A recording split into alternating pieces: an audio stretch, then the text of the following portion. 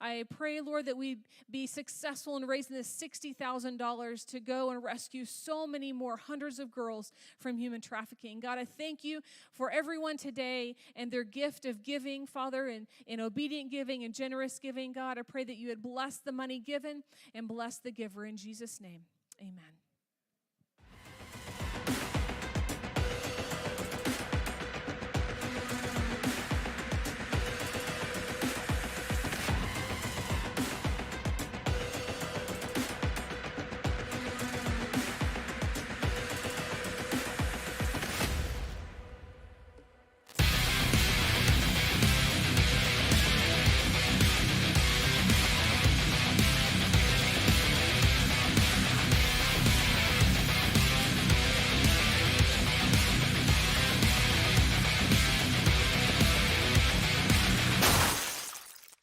What's up, Reach Church? Good morning. Great to see everybody here. My name's Cullen. If I didn't get a chance to meet you, just want to say, hey, welcome. I'm the lead pastor. Also want to welcome those watching online today. All right.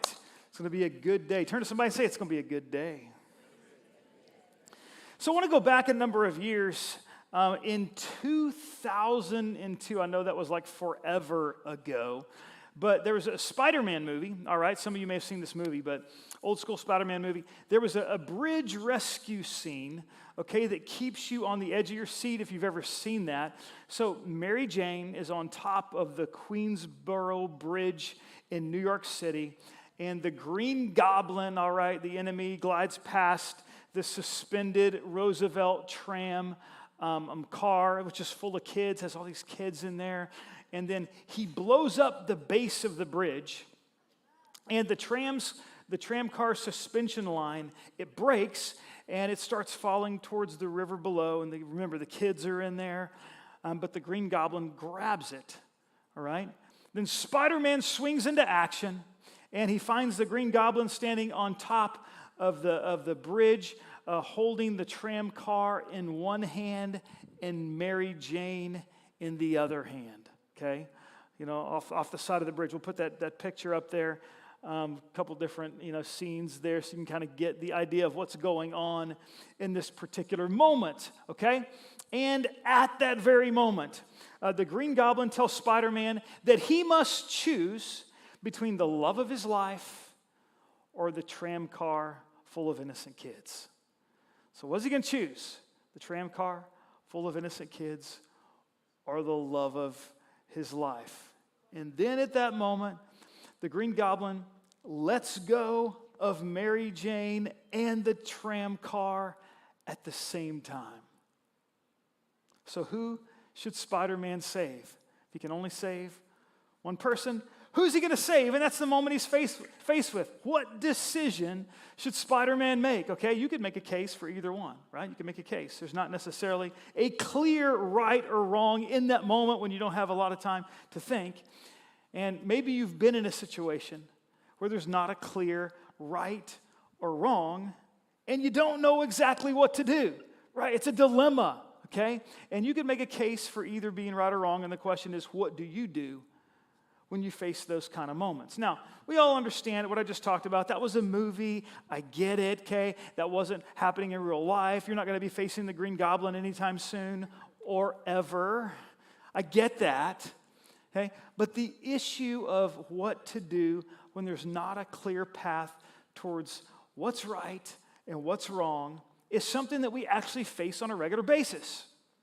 The truth is, we face situations almost every day where there might not be this clear sense of what's right and what's wrong. And that can leave us feeling a lot of different things, can leave us feeling paralyzed or like a bunch of fear, stressed out, overwhelmed, worried, confused, frustrated, angry, burdened, all kinds of stuff. And these situations, I mean, they take place at our own home, they take place at work, they take place at school, they take place with friends, they take place with enemies, they take place with relatives, they take place in public, they take place in private. And we've probably all wondered how we're supposed to handle these moments in life.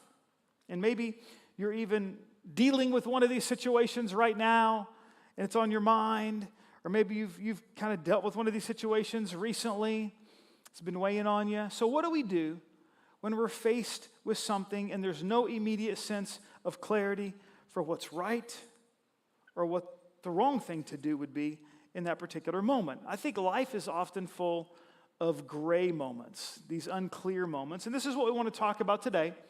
This idea that I can have clarity even when things around me are unclear. I can have clarity even when things around me are unclear. Sounds like good news, but is it too good to be true? Well, we're going to find out, okay?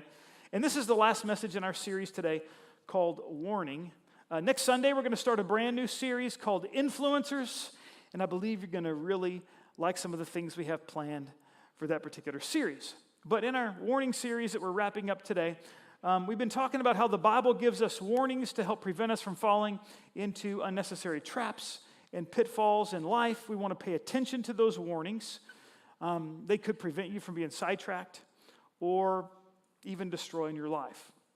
And our warning for today is really about how we need to be sure we look for guidance in the proper places when you face dilemmas where there seems to be no clear choice for what's right or what's wrong. And let's look to the right places today as we unpack this idea about how I can have clarity even when things around me are unclear. So we're continuing our journey through the book of 1 Corinthians, and it brings us to 1 Corinthians 10, starting in verse 23. And the author, Paul, he says this. He says, I have the right to do anything. You say, but not everything is beneficial. I have the right to do anything, but not everything is constructive. No one should seek their own good, but the good of others. Eat anything sold in the meat market without raising questions of conscience, for the earth is the Lord's and everything in it. If an unbeliever invites you to a meal and you want to go, eat whatever is put before you without raising questions of conscience. But if someone says to you, this has been offered in sacrifice, then do not eat it, for both the sake of the one who told you and for the sake of conscience. I'm referring to the other person's conscience, not yours. For why is my freedom being judged by another's conscience? If I take part in the meal with thankfulness, why am I denounced because of something that I thank God for? Now, this whole passage is really a continuation of chapter 8, where Paul talks about how they were supposed to navigate situations when they encountered food that was sacrificed to idols. And he talks about this again. This time he gives an illustration about having a meal with an unbeliever and what you should do if it's brought to your attention that the meat being served has been sacrificed to an idol, and you now have awareness of this. Now, this would have been one of those situations where it would not have been immediately clear on how to handle this situation, okay? It would have been one of those what's right and what's wrong moments for the audience that Paul is writing to. They would have looked at this and they'd have been like, boy, this is one of those moments. I don't know what's clear. What should I do? What's right? What's wrong? They wouldn't have really known. It would have been one of these kind of moments for this audience. And since the topic of meat being sacrificed to idols and how this would actually apply to our lives is something that we addressed back in chapter 8. We're not going to repeat that again today. You can actually listen to the message where I talked about that. It was the first message in this series called You Do You. And you can go on our YouTube channel to watch that. You can go on our website and you can watch that message. And in that message, I unpack that topic, okay? But for today, we're going to focus on the principle that he raises regarding what do I do when things around me aren't clearly right or they're not clearly wrong. And for the answer to that question, we're going to focus on the last 4 verses of this passage. And here's what Paul says, starting in verse 31. He said, so whether you eat or drink or whatever you do it all for the glory of God. Do not cause anyone to stumble, whether Jews, Greeks, or the church of God, even as I try to please everyone in every way. For I am not seeking my own good, but the good of many, so they may be saved. Follow my example as I follow the example of Christ. And it's right here where we can learn that I can have clarity even when things around me are unclear. In fact, there's 3 principles for clarity that we can learn from what Paul says. The first principle is this: do everything for the glory of God. Again, verse 31, he says, whatever you eat or drink, whatever you do it all for the glory of God. Everybody say all. Say it again, say all. Yeah, all, okay? when it's not totally clear what's right or what's wrong, go back to this principle and ask yourself the question, what would bring the most glory to God in this situation? That would be a good indicator of the action that you need to take. Now, this whole idea of glory, of the glory of God, is a concept that I think a lot of religious people, probably they've thrown around it a whole lot. They've thrown this concept around. So it's probably accurate to say that it's been used out of context, but rarely unpacked in its proper way. And so let's unpack it so we can practice it in a healthy way today, okay? Now, one of the challenges is that our particular culture uses the word glory in a lot of ways that don't represent the biblical meaning of glory. A lot of times they'll use it negatively, like, hey, that movie glorifies violence, or that person has a glorified sense of self-importance. None of those statements are positive, right? Other times it's used in a completely different way than what we're going to use it here today. People may say stuff like, hey, no guts, no glory. Or somebody says, well, those were the glory days. Then they go back and talk to you about some stuff that happened in the past. But in this context that Paul is writing, glory means something different. Let's put the definition up on the screen, okay? In this context, glory means public praise, honor, and fame. Okay? That's what it means, public praise, honor, and fame. So to glorify something, it means to give greatness to it. It means to light something up in a brilliant way. Now, here's some examples I think of to help illustrate what glory means in this context. How many of you recently watched some kind of firework display over the 4th of July? How many of you? Okay, maybe about half or maybe a little more. What do the rest of you do? What do you do? What do you do on the 4th of July? How many of you set off your own fireworks? How many of you did that? Okay, 3 of you. Nice. Okay. How many of you have ever seen fireworks in your entire life? Let me see. Okay, this is good. All right, there we go. Okay, you've seen fireworks. There we go. So you know this. I actually think fireworks are the best when it's really dark at night, okay, when it's darkest. Have you ever seen maybe the July 3rd or 4th or whatever? You saw people like setting them off in the middle of the day. You're like, what in the world? Like what a waste of fireworks. Like you're missing the greatest scene because it's best when it's dark outside. Anybody with me on that? Like, why do people shoot them off in the middle of the day? I have no idea, but I like it when it's really dark outside. And then all of a sudden, when it is, then you have, if you're at this big firework display, then you got this big, thump that you feel in your chest, like boom. I like to feel it, all right? And then after you feel it, then you look in the sky, and then there's this brilliance that lights up the sky. It's like, whoa, I just love it. It's cool, right? Pretty cool. It's amazing. And I especially like it when the grand finale happens. When it's dark outside and you're at a really big firework display, the grand finale happens. I mean, there's fireworks on top of fireworks on top of fireworks.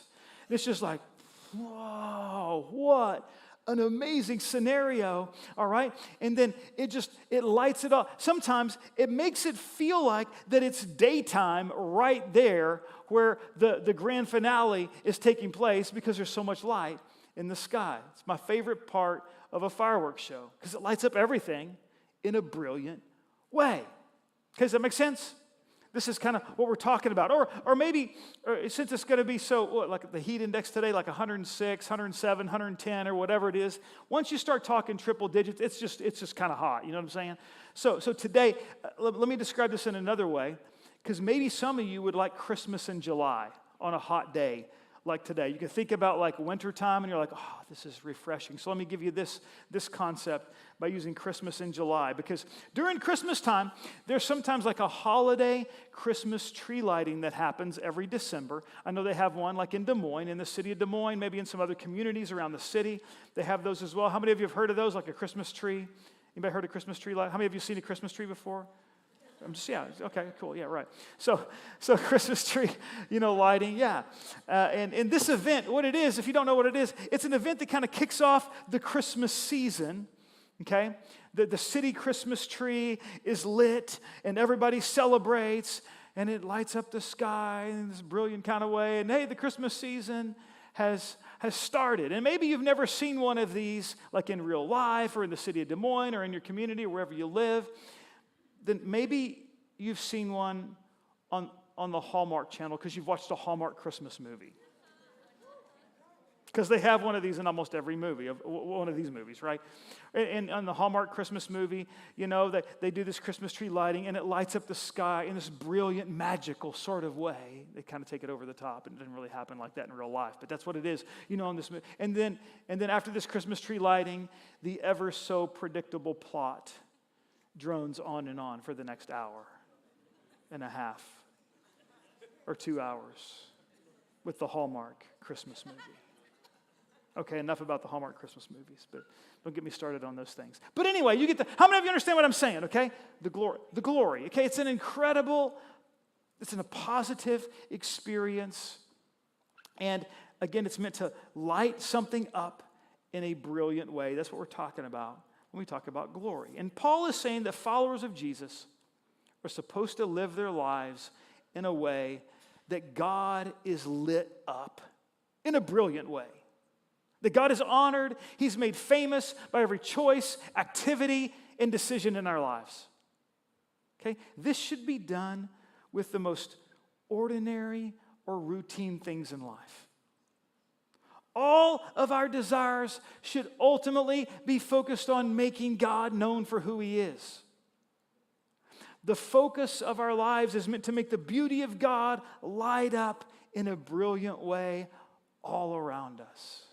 To everyone around us. Now, people who may have a history of attending church, they often make the mistake of thinking that anytime the word glory is mentioned in the Bible, that it's talking about some activity related to our devotion or our public worship gatherings. Okay? So they think it's about when we're in like a worship moment, the music's going on, and then they talk about the glory of God was there, the glory of God, and they confine the concept of glory to a worship setting. And when we do that, we actually completely miss the aspect of glory that Paul is talking about in this passage. Because what Paul is talking about is the potential for God's glory to be seen and used as guidance for our decision making in the ordinary and practical moments of everyday life. That's what he's talking about. But I think we get this concept of glory that it's something way out there. We don't know what it is. It's ethereal. We can't ever touch it. No. But Paul's saying all of life is intended to be focused on God's glory, which is His public praise, honor, and fame. Not just the public moments where we gather for worship. God also wants us to have His glory in mind when we're outside of the public worship moments. Because it's during those moments when the principle of doing everything for the glory of God can actually help guide our decision making, our choices, and even the confusing moments when it seems like there's no clear right or wrong decision and we don't know what to do. So, we need to see the connection between this principle, doing everything for the glory of God, and our everyday lives in a practical way. Because giving God glory isn't just about this vertical thing between us and God, it's also about this horizontal thing between us and other people, between us and our choices, between us and our work that we do, or between us and our jobs, between us and our fun, between us and our romantic relationships, between us and our friendships, okay? Between us and our entertainment, between us and the way that we spend our money and our finances, between us and the way we invest our free time, between us and the way we navigate our social interactions, between us and what we eat and drink. You get the point? The Bible says it's all for the glory of God. So when there's no clear right or wrong decision that you face in your life, you can always go back to this important principle to help you make decisions. What would bring the most glory to God in this moment that you're facing? Answer that question. What would cause His beauty to light up in a brilliant way? What would cause others to see how amazing God is? And the answer to those questions could very well be the answer to your question or your dilemma that you're facing in that moment. It's a wonderful principle to live by. And even when you're not facing a dilemma in life, it's still a great principle to live by. Like in a family situation that you may be navigating. What can I do that would bring the most glory to God? In my job, in my business, am I making decisions and living in a way that causes others to see how amazing God is? Okay. In my romantic relationships, am I bringing God glory through sexual purity and holiness? In my friendships, am I demonstrating to those closest to me how honorable God is by the way that I'm living? In my entertainment choices, is God being lifted up? Is He being represented there? In my daily attitudes, can people see an example of who God is? In the words that come out of my mouth, is the greatness of God evident there? You see, the glory of God, it's not just this theoretical idea. It's something we can live each day and every day of our lives. So how well are you shining the glory of God in your life? How well are you shining that? How well are you lighting up the sky with God's glory? So the first principle for clarity when things are unclear in life is, number one, do everything for the glory of God. That helps me to have clarity even when things around me are unclear. The second principle for clarity when things are unclear in life is, number two, put others ahead of yourself. Paul says in a couple verses here, in verse 24, no one should seek their own good, but the good of others. Then in verse 33, he says, for I'm not seeking my own good, but the good of many, so that they may be saved. When it's not totally clear what's right or what's wrong, another principle we can ask is, what can I do that would put others ahead of myself in this situation? There's tension between our individual freedom that we have and our responsibility to seek the good of others, as Paul says. The phrase that Paul uses here when he talks about the good of others, it's a very specific term that does not mean somebody that's like me, or somebody that's near me, or somebody that's my neighbor, so to speak. It literally means the one who is not like me, or the one with whom I am most likely to disagree with. Now that puts a whole new meaning to this principle, right? The person I'm supposed to consider above myself or put ahead of myself is the one that's not like me, or the one that I'm most likely not to get along with. I got to put that person ahead of myself. It would be one thing to consider a good friend and put that good friend ahead of me, or somebody that I'm really close with or have a lot in common with, this individual that really respects me. Okay, it's one thing to put that person ahead of me. Those situations would be pretty natural. And let's be honest, it doesn't take much spirituality to practice that principle with friends and people you like and people you connect with. But to place limits on my own actions in order to help someone or to give somebody assistance who is different than me, not like me, somebody I'm not close with, I don't have anything in common with, this person I don't even respect, they don't even respect me, maybe we don't even like each other. Oh, now that's an entirely different story. They rub me the wrong way. They just get on my nerves. I got to put that person ahead of myself. I mean, let's be honest. That's probably not only within my own power, not just within my own power. I actually need God's help and assistance to do something like that. And I especially need His help and assistance to practice that more than one time and to make that a regular practice and a regular habit or a lifestyle that I'm living in my life. And that's exactly what Paul's talking about.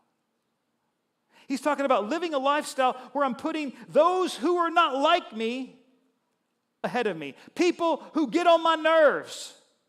People who I wouldn't necessarily want to hang out with. Putting those people ahead of me. A lifestyle where I'm putting those with whom I am most likely to disagree with ahead of me. Ouch. Wow. That's kind of hard. So, God, I really need your help with that. I remember a time in my life where I completely failed at this principle. I was a young youth pastor in my early 20s. Our youth ministry was growing like crazy. God was doing incredible things. I was excited. We had a separate building just down the street from our main church. that we used. And we were in the process of putting up a really cool sign on the outside. We had done some renovations to the building just to get it ready. So we were putting the sign on the outside because nobody knew what the building was. And we went through all the permits and the protocols to make sure it was legal, the sign, we were going to put up there. And we had the sign specifically designed based on what our city would approve. So we finally got the sign, hung it up with approval on the outside of our building. It was awesome. Like it lit up the night. The students loved it. It was identification as well. So cool. But there was a problem. The neighbors across the street didn't like it at all. They said it was too bright. It disrupted them at night. So they had a meeting with me to talk about their concerns. Now, these neighbors were not what I would call the kindest people on the planet. They were probably in the range of things that Paul was talking about when he says, those not like you, those you might not hang out with, those that, you get what I'm saying? Yeah, they seem pretty grouchy, they had a scowl on their face. And in that meeting, I kind of felt like I was caught in between what was right and what was wrong. Okay, I didn't have this understanding that we're talking about today.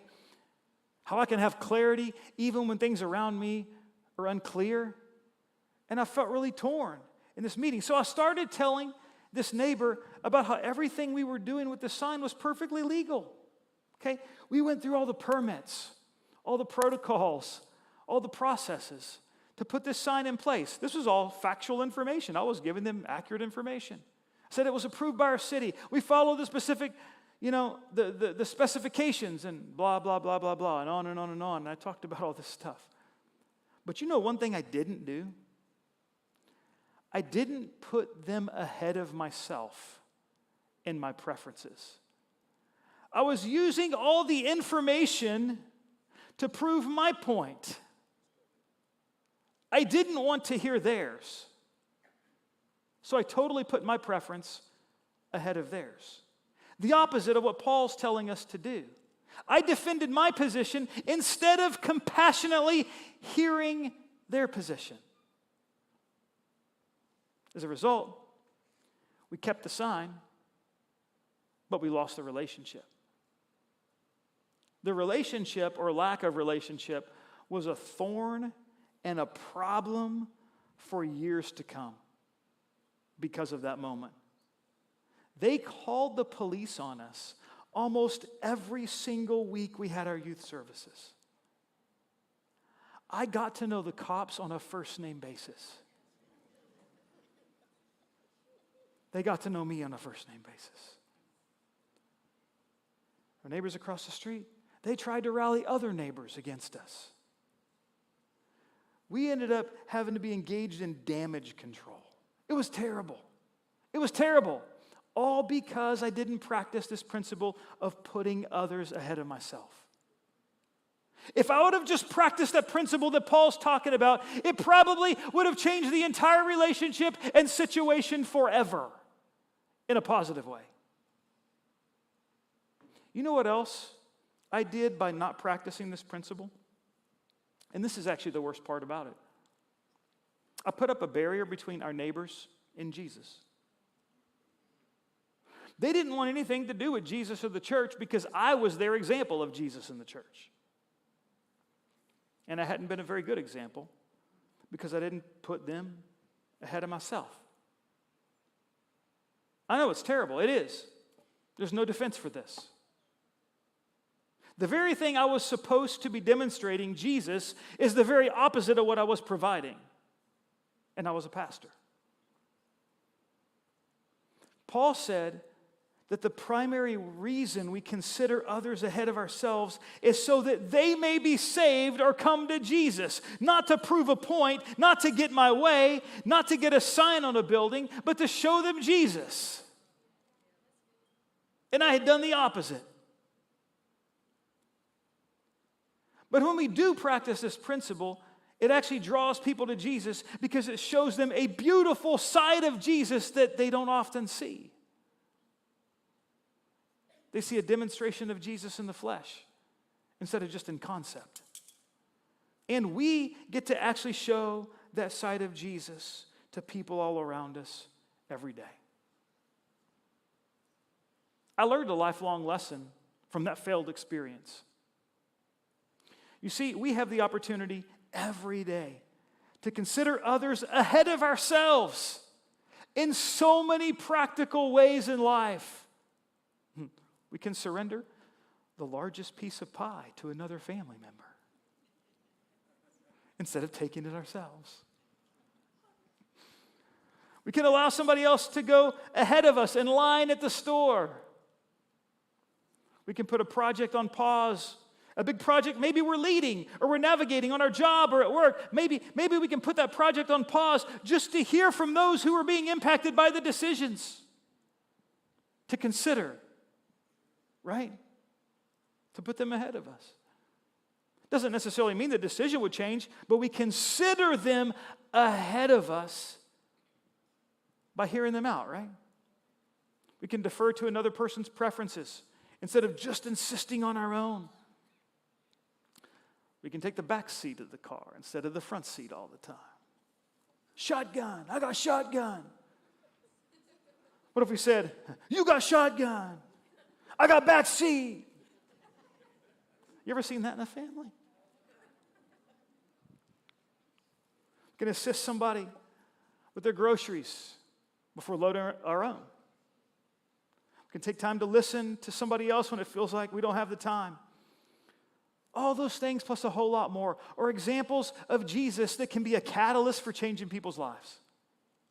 So the first principle for clarity when things are unclear in life is do everything for the glory of God. The second principle for clarity when things are unclear in life is put others ahead of myself. These things help me to have clarity when things in life are unclear. The last principle for clarity when things are unclear in life, number 3, imitate Jesus. Imitate Jesus. Paul said, follow my example as I follow the example of Christ. What was Paul saying? Paul was saying, he wasn't saying, oh, just look at me. No, he was saying, you need a physical example of Jesus. Well, I'm trying to do the best that I can to follow Jesus in my life. I'm trying to do my best to follow in Jesus' footsteps. And so if you need somebody to look at me, I'll do my best. But what's the point of this whole thing? The point of this whole thing is to imitate Jesus. That's the whole point of this. Look at Jesus and imitate him. That's what Paul was saying. So when you're not sure what to do in a given situation, things are unclear in life, imitate Jesus. Make that decision. Do what Jesus would do. It's a great way to live life. In the year 1890, not 1990, but 1890, a pastor named Charles Sheldon was leading a church in Topeka, Kansas. He had been frustrated with the lack of attendance on Sunday night services there, and he decided to try a new approach to his messages. So he came up with an idea. Each week, he presented a situation in his sermon that told about a moral dilemma that somebody might face. And the messages all ended with a cliffhanger, and they ended with the question, what would Jesus do? When he did that, attendance started to really pick up. Pastor Sheldon ended up writing a book based on these sermons, and he published it in 1896, and the title was In His Steps. About 100 years later, a youth pastor in Michigan took this idea from his book, and she encouraged her students to live like Jesus did. This youth pastor created the acronym WWJD. What would Jesus do? She wanted the students in her Michigan youth group to easily remember that phrase so they could know what to do when they were facing situations on their own. They could ask the question, what would Jesus do, right? Then all of a sudden, this trend caught fire in the United States. It started going all over the place. All kinds of clothing and accessories came out with the acronym WWJD. The whole thing went wild in the 1990s and the early 2000s. How many of you remember that? Yeah. How many of you have had a WWJD bracelet at some point in time in your life? Yeah, a lot of people here. Yeah, a lot of people. I did too, yeah. The idea behind the book and behind the WWJD acronym was that you would ask the question, what would Jesus do? Every time you had a decision to make, or every time you had a moral decision to make, or you weren't quite sure, clarity for right, clarity for wrong, you'd ask this question. What would Jesus do if he were here in my shoes and in my situation right now? And then you would intentionally act on that and act accordingly. Can I just tell you, that's a beautiful way to live? That's a beautiful way to live. That's what Paul was talking about. And it's also a very quick way to gain clarity when the situation is unclear, or when you feel like you don't know the difference between a right or wrong answer, or when you're struggling to make the godly decision in a particular situation. We can ask ourselves the question, what would Jesus do? What would Jesus do if he were right here, living the life that I'm living right now? Now, while the trend started almost 30 years ago, it's kind of something that's all been forgotten in our world today. I think our world could use a little dose of WWJD. Anybody with me here today? I think our world could use a little dose of what would Jesus do? I mean, how would your personal life change if you asked the question, what would Jesus do, before you went on that date? How would your life change if you asked the question, what would Jesus do while you're on that date? How would your life change if you asked the question, what would Jesus do before you hit send on that social media post? How would your life change if you asked the question, what would Jesus do, before you responded to that social media post? What if you asked the question, what would Jesus do, before you made that significant business decision? Or this big issue on the job? What if you asked the question, what would Jesus do first? What if you asked the question, what would Jesus do, before you made that large purchase and used your finances in that way? What if you asked the question, what would Jesus do, before you said something out of frustration? What if you asked the question, what would Jesus do, before you planned out your week, before you planned out your month, before you planned out your year? You see, Paul was onto something powerful when he said, follow my example as I follow the example of Christ.